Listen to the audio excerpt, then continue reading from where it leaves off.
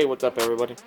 So I just got my ThinkDiag, and this is a TKD01 model.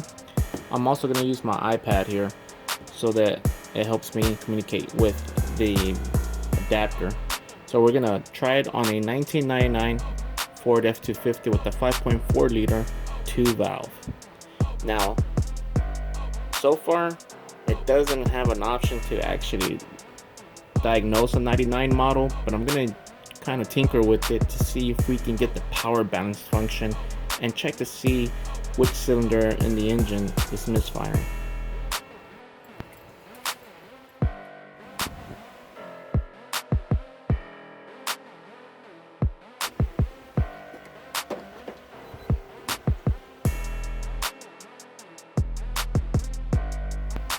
Okay, so let's see if this ThinkDiag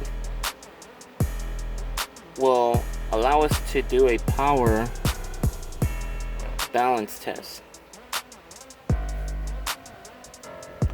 All systems full function. We're just pairing up with the adapter. Now check this out. I don't think ThinkDiag can get down to a 1999 model. It's still an OBD2 system on this truck. However, you can see it's trying to search for the VIN number and it's not getting it.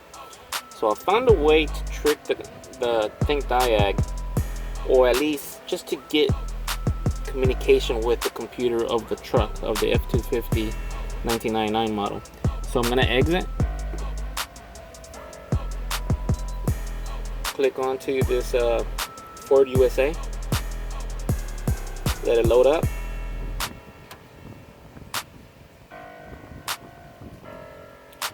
And I'm going to go to manually select. Do not go to the model year, go to the vehicle select, Ford, and you're going to go to the F series. So it's right here. It's a 5.4 liter and it's a 2-valve. So it gave me an option for a 2-valve engine. That's all I care about. I'm just going to go with the earliest model with 2003. Confirm.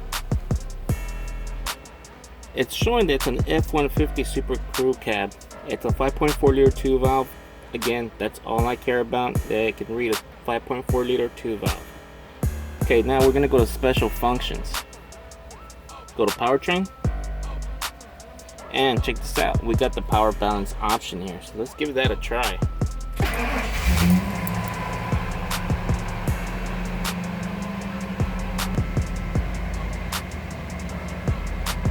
Alright, we're able to get information of each cylinder in the engine by performing the power balance function.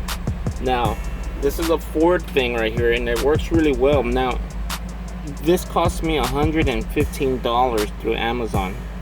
This tool, the ThinkDiag. Man, it's well worth it just so that you can get this option here. This option are only in very expensive scan tools.